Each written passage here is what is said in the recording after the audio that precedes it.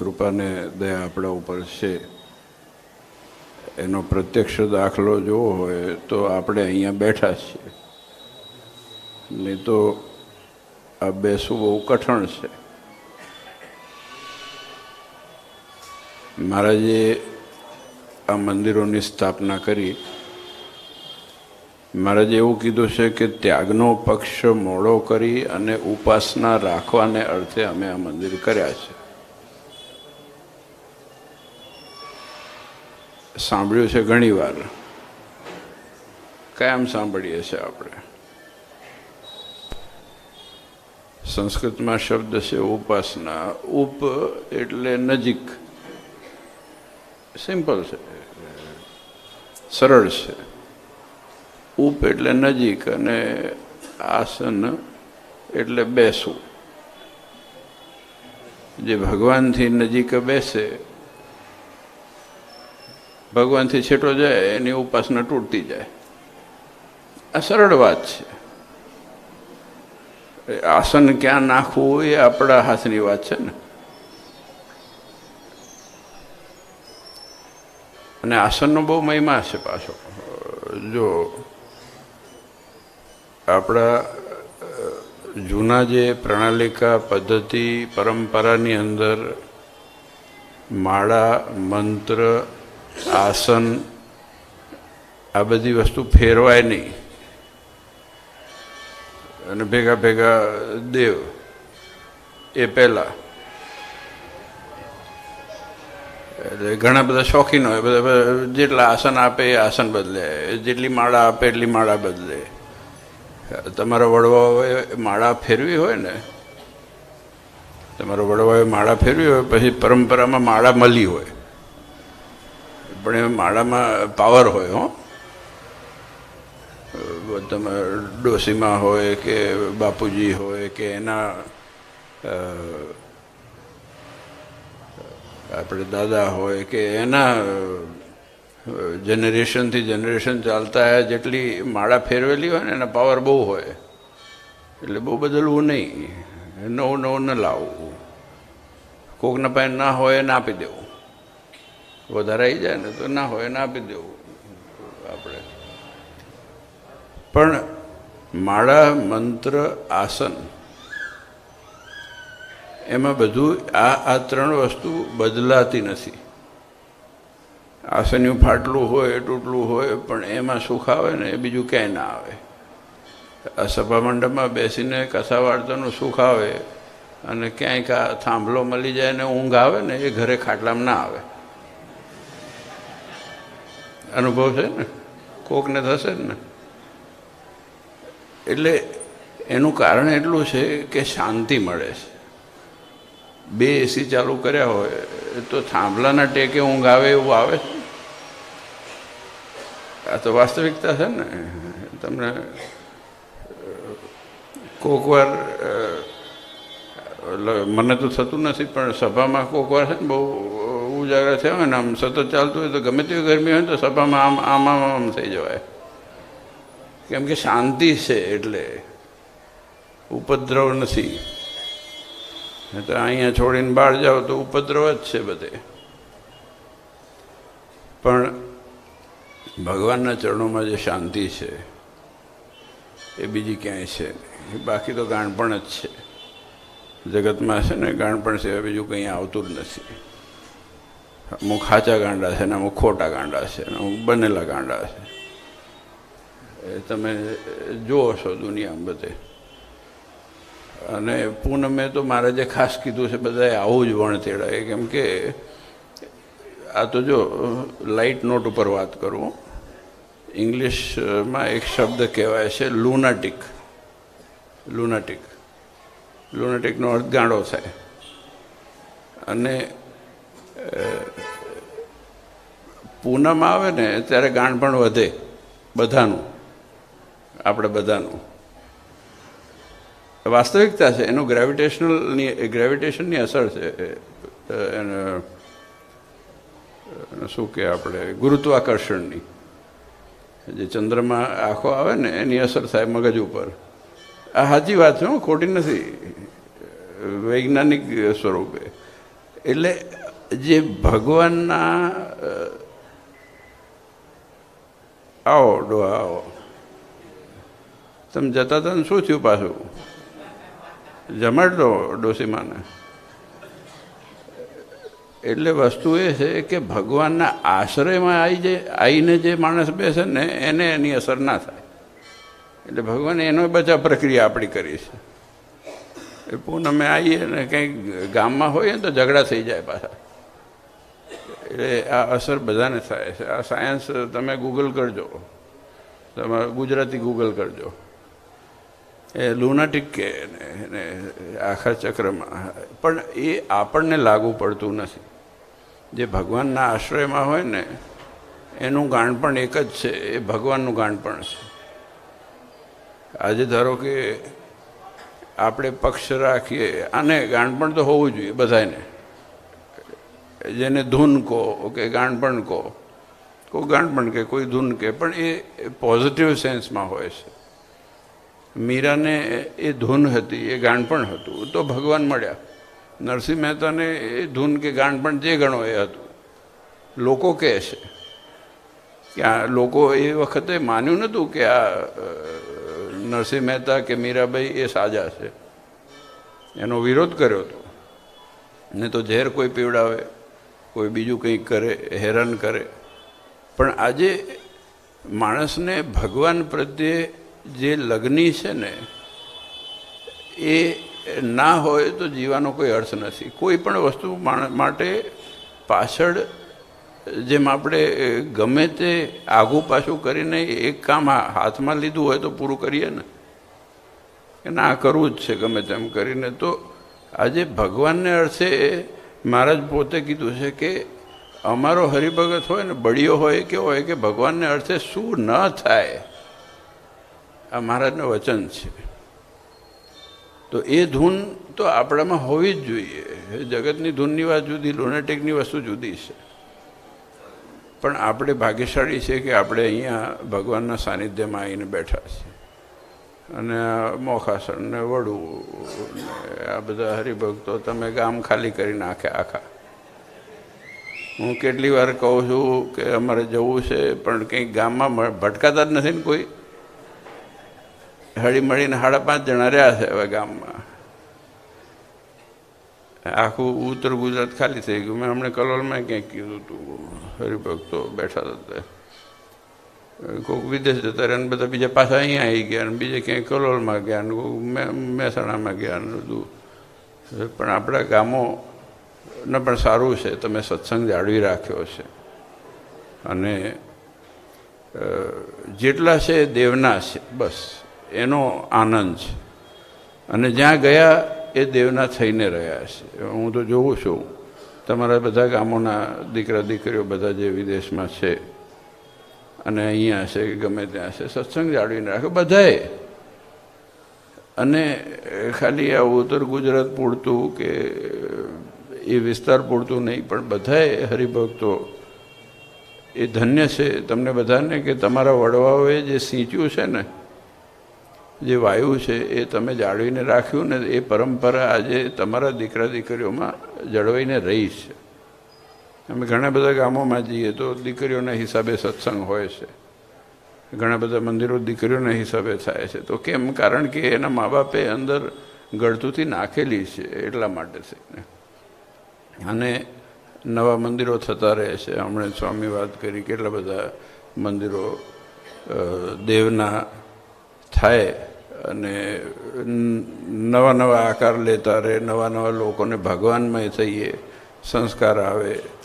એક જીવનું રૂડું થાય તો કેટલું સારું થાય. એક જીવને સારો સંકલ્પ થાય, સારા વિચાર આવે તો કેટલાનું રૂડું થાય છે. તો આજે વસ્તુ એટલી જ છે કે માણસે જેટલી રહે અને ભગવાનમય થઈને આપણે રહીએ ને તો એનાથી રૂડું થાય છે અને ભગવાન આપણા ઉપર બહુ રાજી થાય છે. કારણ કે ભગવાનના કયામાં આપણે છીએ. અને આજે આ બે પરિવાર તમે બંને લાભ લીધો. અને હમણાં સ્વામીએ કીધું ને કે આટલા બધા લોકો જો ભગવાન અને ભગવાનના ભક્તનો ગુણ એવું કીધું તો ભગવાન જમે ભેગા ભેગા ભગવાનના ભક્ત જમે. અને બસ બીજું શું છે? હળી મળીને આ ડોહા ઊભા છે. મેં કીધું ને, મેં કીધું જમીન જજો. કેમ? અમારા જૂના છે ડોહા. પણ આજે કોક માણસ પહેલાં રાજા પાસે જાય ને ફલાણા પાસે જાય ને પછી ખાલી આ સાઈડ જતા તો એ બહુ સારું નહોતું રાજાનું થતું. તો આજે રાજાનો ધીરાજના એનોય રાજા ને એનોય રાજા ને એનો સર્વોપરી સ્વામિનારાયણ ભગવાન છે. એના દરબારમાં ભૂખ્યો કેમ જાય કોઈ માણસ? જાય? જવું જ ના જોઈએ, જવું જ ના જોઈએ. એવું તો હું માનું જ છું. મેં સ્વામીની વાત કરી પહેલાં અમે બેઠા હતા ત્યારે. મેં કીધું ઘેર ગયું કોઈક એમને એમ ખાઈ જશે, કોઈક આજુબાજુમાંથી આવીને ખાઈ જશે, કંઈ ચિંતા નથી. ક્યાં ભગવાનનો દરબાર ક્યાં નાનો છે, ક્યાં ઓછું પડી જવાનું. કોકની આંતળી ટાઢી થવાની છે ને, કોકને જરૂર છે તો ખાવા આવે છે ને, ખવડાવો. અને ના ખાવા આવે તો જઈને આપી આવો, કંઈ વાંધો નહીં, એમાં શું વાંધો છે? હા, આજે જો દેવનું અનાજ પેટમાં જશે ને તો ઓટકાર દેવનો જ આવવાનો છે. એટલા માટે છે ને આપણી પરંપરામાં ક્યાં ખાવું ને ક્યાં ના ખાવું એનો વિવેક શીખવાડ્યો. એના માટે નહીં કે આ ચોખ્ખું છે ને આડું છે ને અવડું છે, પણ એના ઉપર અસર થાય છે. આપણે એના ઋણી થઈ જઈએ. એટલે તમે જુઓ ને તો મોટા બિઝનેસ ડીલ થતા હોય, આ તો જનરલ વાત છે. બિઝનેસ ડીલ થાય ને તો હોટલમાં થાય કે તારું વજન નહીં મારું વજન નહીં. બધા મોટા મોટા જે ડીલિંગ થાય ને એ બધા થર્ડ પાર્ટીમાં જ થાય. એટલે કે મારા ઘરે હોય તો મારું વજન થાય ને તારા ઘરે હોય તો તારું વજન થાય, પછી ત્રીજા ગામે જ કરવાનું. પણ આજે દેવનું જો આપણે અનાજ આ હરિભક્તો સેવા કરતા હોય અને એ દેવનું અન્ન આપણા અંદર જાય તો એ સાત્વિક પ્રસાદ રૂપે સાત્વિક વિચારોનો ઓટકાર આવે છે. આટલું તો હું માનું છું. અને દેવનું કોઈ મફત ખાતું નથી, મફત ખાય તો મરી જ જાય છે. આ વાસ્તવિકતા છે, વ્યાજ સહિત નીકળે. પણ આજે આનંદની વસ્તુ એ છે કે હરિભક્તો આજે દેવ માટે એટલા ખપવાળા તમે બધા છો. સવારથી લઈને અત્યાર સુધી ને સાંજ સુધી છેક સુધી દર્શન કરવા આવો. કોઈ કે પહેલાં જેવું નથી રહ્યું, ભાઈ નથી જ રહ્યું, તું નથી રહ્યો. પહેલાં કરતાં સારું જ છે. સતયુગ હવે જ આવ્યો છે અને આ વાસ્તવિકતા છે.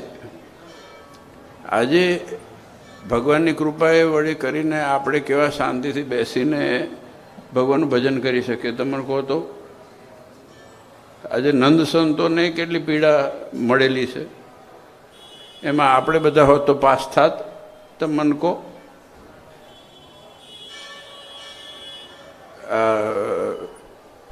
ગોમતીપુરમાં બાવાએ પૂરી દીધા આનંદ સંતોને. હવે તો એ ખબર રાખીને ભગવાન છોડ્યા નહીં. આપણને 2 દાડા પૂરી દે તો કંઈ વાંધો નહીં, તારા ગુણ કહીશું. આ વાસ્તવિકતા છે. મહારાજે આટલા પ્રકરણ બદલ્યા, તમે વિચાર કરો. બ્રહ્માનંદ સ્વામી જેવા બ્રહ્માનંદ સ્વામી, મુક્તાનંદ સ્વામી, દેવાનંદ સ્વામી, આ બધા સંતો કે કટકો આવો તમારે પહેરવો ખાલી, કે આટલું એક મુઠ્ઠી જેટલું જ જમવું, કે આ જ કરવું, કે આવી રીતે મહિના 2 મહિનાના બધા પ્રકરણ 108 તો આપણે જાણીએ. ચલો, બાકી તો કેટલાય બદલ્યા હશે. મહારાજે પાણી ગાળ્યા પહેલાં સ્વભાવ ગાળ્યા છે. આ બહુ વાસ્તવિકતા છે.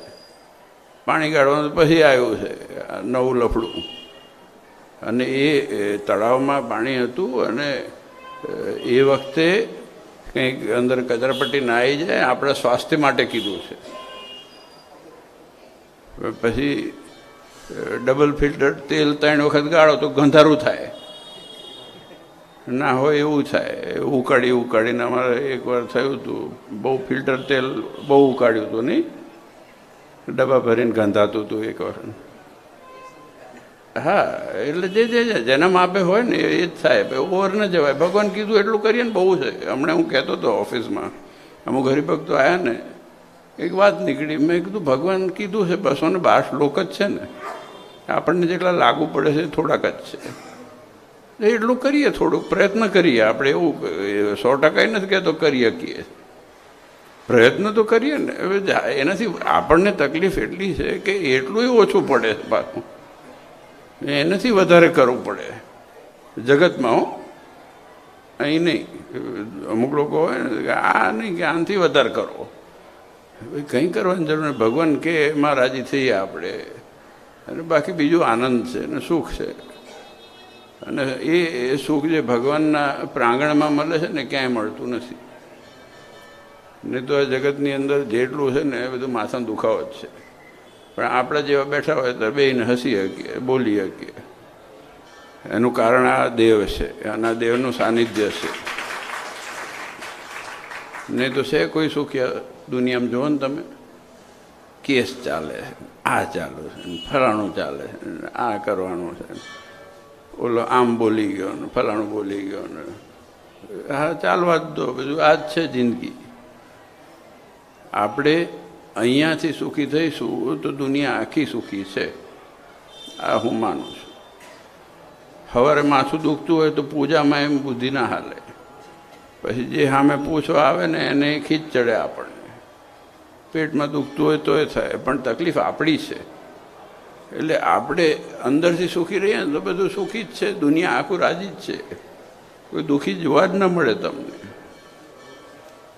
તો આપણે ભાગ્યશાળી છીએ કે આ ભગવાન મળ્યા છે. ને પૂનમના દિવસે મહારાજે તો કીધું છે કે વણતેડાએ દર્શન કરવા આવું આશ્રિત હોય. એટલે મેં ખાસ ખટકો રાખેલો છે. મેં કીધું પૂનમે તો હું આવી જ જઈશ, ગમે તારે પ્રોગ્રામ લેવાનો જ નહીં. પૂનમે નારાયણ દેવના દર્શન એકાદશી અહીંયા હોવું જ. આપણે ગામડામાં આખી જિંદગી કાઢીએ જ છે, તમારે ત્યાં આવતા જ રહીએ છે. પણ આ 2 દિવસ તો આપણે ભેગા અહીંયા થઈએ અને ભગવાનનું ભજન કરી શકીએ. બધાએ આવે, હરિભક્તો નાના મોટા ગામના આવતા હોય તો મળવાનું થાય અને આનંદ થાય. એકબીજાને મળીએ તો બીજું શું લેવાનું છે. આજે આનંદ છે. જો આ બંને પરિવારો તમે બધે ખૂબ સેવા કરો છો, એમાં કંઈ એવો વિશેષ સેવા કરો છો અને કરતા રહો છો. પણ તમારા ગામમાં એકવાર આવીશું ખરા, ખૂબ દાડો, ઘણો ટાઈમ થઈ ગયો, પણ આવતા રહીશું. તો બધા ગામમાં જઈશું. અને બસ તમને બધાને જોઈને ખૂબ આનંદ થયો. એમ છે કે અહીંયા ડોકી હલી જાય એવું. ઘણા બધા હરિભક્તો જો આજે ભગવાન પ્રત્યે કેટલી તમને શ્રદ્ધા છે તો અવાય છે ને, વાસ્તવિકતા છે ને. શેના માટે આવ્યા? ખાવા માટે આવ્યા? મને જોવા આવ્યા? આમ એટલા માટે આ બધા જો તપસ્વીઓ ઊભા છે પાછળ. અમારા હરિભક્તો તપ કરે છે પાછળ ઊભા. પણ આજે ખપ છે તો ઊભા રહેવાય છે ને. આ બહુ મોટી વાત છે. લોકો, હું હમણાં કહેતો, લોકો અમદાવાદમાં હોટલમાં ખાવા માટે 2 કલાક ઊભા રહે. બોલો. હા, મેં જોયું હતું એકવાર. મને એમ કે ઘાસલેટની લારી બારી આવી હશે. હા, લગભગ 10-12-15 વર્ષ થયા હશે. મેં કીધું આ લાઈન કેમ લાગી છે આમ રોડ ઉપર? પછી કંઈક ગામડે ગયો તો જઈને પાછો આવ્યો તો એ લાઈન હતી. મેં કીધું આ છે શું અહીંયા? પહેલાં ઓલા રાશનમાં નહોતા ઘાસલેટ આપતા ને એવું બધું કરતા. મેં કીધું આ પાછું શરૂ કર્યું છે કે ના કે અહીં તો રેસ્ટોરન્ટ છે, ખાવાની લાઈન. મેં કીધું આના કરતાં ઘેર જઈને ખીચડી બનીને ખાઈ લે સારું છે. 3 કલાક કોણ આવી તપશ્ચર્યા?